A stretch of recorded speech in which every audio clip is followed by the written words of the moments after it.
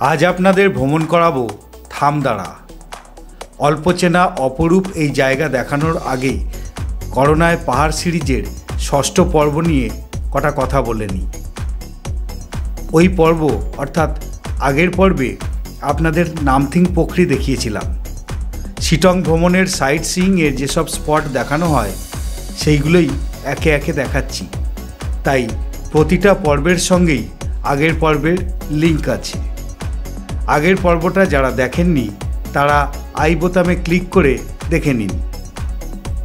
চলুন শুরু করি করোনায় পাহাড় সিরিজের ৭ম পর্ব অর্থাৎ থামদাড়া।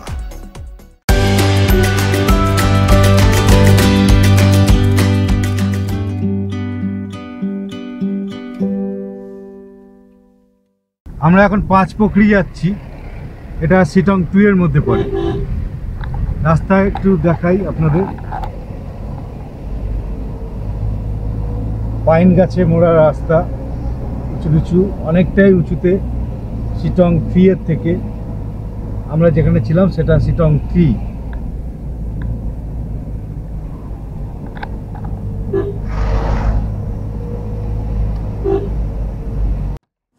নামথিং পোখরি থেকে আমরা এখন চলেছি থামদাড়া।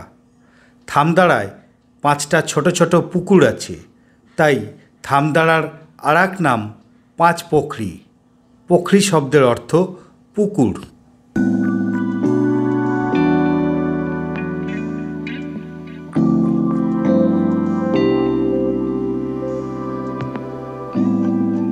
রাস্তার মাঝখানে এই দৃশ্যটা দেখে গাড়ি থেকে না নেমে পারলাম না। দেখুন দিগন্ত বিস্তৃত কাঞ্চনজঙ্ঘা।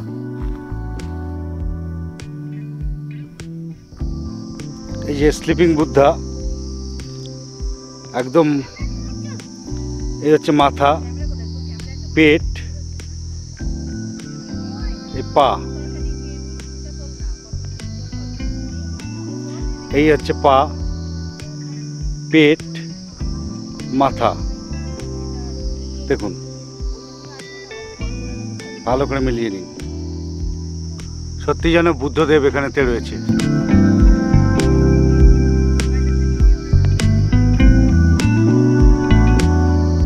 আমরা চলে এসেছি ৫ পোখরি। এখানেতে ৫খানা পুকুর আছে। পোখরি মানে হচ্ছে পুকুর, তো 5খানা পুকুর আছে। তো সেই পুকুর এখন অবশ্য পাওয়া যাবে না, কারণ জল না হলে এখানেতে পুকুরেতে কোনো জল থাকে না। এখানে থাকার জন্য এই যে মেঘ বিতান রয়েছে দেখতে পাওয়া যাচ্ছে, চা বাগানের মধ্যে, পুরোটাই চা বাগান ভর্তি। দেখুন এখান থেকে সেই দিগন্ত বিস্তৃত কাঞ্চনজঙ্ঘা, মন ভোলানো।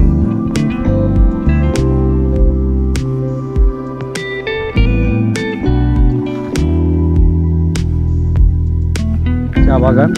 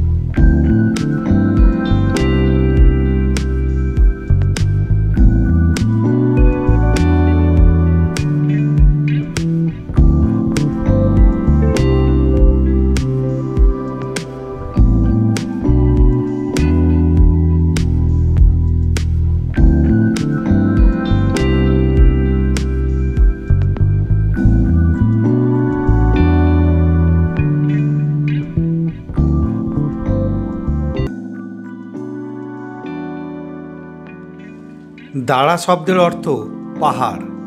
শিটং 2 এর সর্বোচ্চ শৃঙ্গ থামদাড়া। থামদাড়া বা পাঁচ পোখরি যেন মানুষ ও প্রকৃতির মিলিত এক কাব্য। মাথার উপর ঘন নীল আকাশ, নিচে ছন্দময় সবুজ চা বাগান থামদাড়া পাহাড় বেয়ে উঠে গেছে। এখানে কাঞ্চনজঙ্ঘা যেন ব্যালকনিতে দাঁড়িয়ে সামনের চা বাগানের গালিচায় মেঘ, বৃষ্টি ও রোদের ফুটোফুটি প্রত্যক্ষ করে।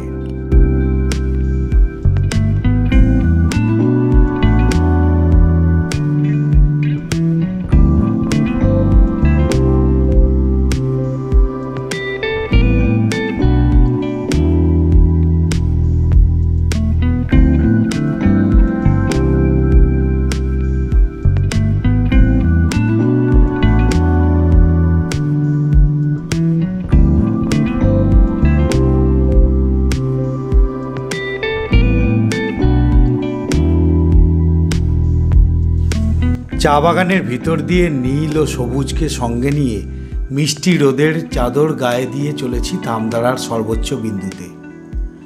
ঝিরিঝিরি হাওয়া গায়ে মাথায় হাত বুলিয়ে যেতে যেতে বলল, একবার পিছন ফিরে দেখো বন্ধু। তার কথায় পিছন ফিরে দেখলাম। আহা, এটাই কি স্বর্গের উদ্যান নন্দনকানন? বাতাস খিলখিল করে হেসে কাঞ্চনজঙ্ঘার দিকে ছুটে চলে গেল। আমি স্থবিরের মতো তাকিয়ে রইলাম সেই দিকে।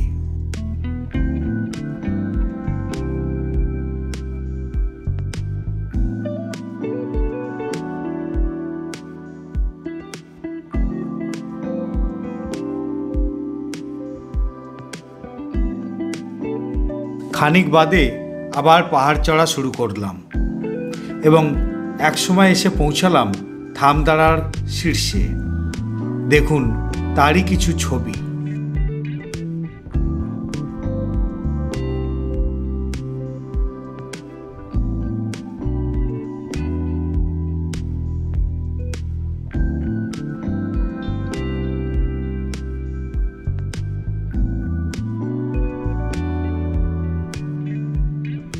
আমরা নেমে যাচ্ছি। খুব ঢাল, তখন তো উঠে গেছিলাম। নামাটা বেশ শক্ত, মাঝে মাঝে শুকনো পাতায় পা স্লিপ করছে। এখানে প্রচুর জংলি ফুল রয়েছে। একটা কাঞ্চনজঙ্ঘা আস্তে আস্তে মেঘে ঢেকে যাচ্ছে।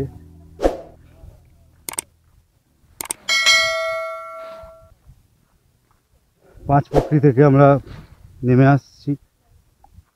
উপরে কোথায় 5খানা পুকুর আছে জানি না। ড্রাইভার আমাদেরকে বলেছিল যে উপরের দিকে 5টা পুকুর আছে শুকনো, এখন দেখতে পাবেন না। আমি জানি না আছে কিনা, নিশ্চয়ই আছে, দেখতে তো পেলাম না। তবে জল নেই এটা বলেছিল, যাওয়া না যাওয়া সমান। হয়তোবা এই পথেতেই হতে পারে। এখানে প্রচুর সিনকোনা গাছ দেখতে পাচ্ছি, সিনকোনা প্ল্যান্টেশন। নেমে আসছি এই চা বাগানের মধ্যে দিয়ে। এই পথে যে এরকম শুকনো পাতায় পা পড়লে স্লিপ করছে পা।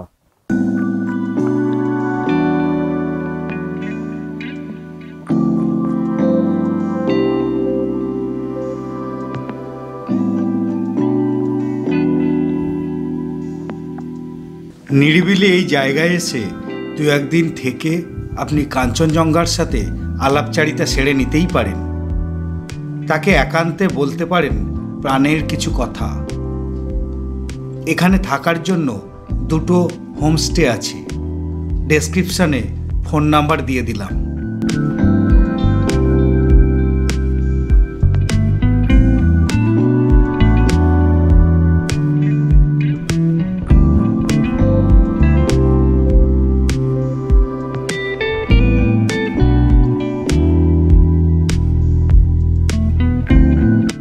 ঘড়িতে এখন বেলা 12:30 বাজে।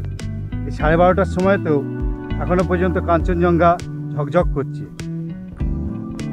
আপনাদের দেখাই। এবার আস্তে আস্তে মেঘে ঢেকে যাচ্ছে। গত কয়েকদিন ধরে এই কাঞ্চনজঙ্ঘা দেখা দেয়নি। ওয়েদার কুয়াশাচ্ছন্ন ছিল, ভীষণ রকমই ডাল ছিল। আজকে আমাদের ভীষণ সৌভাগ্য যে আজকে আমরা এরকম একটা ওয়েদার পেয়েছি।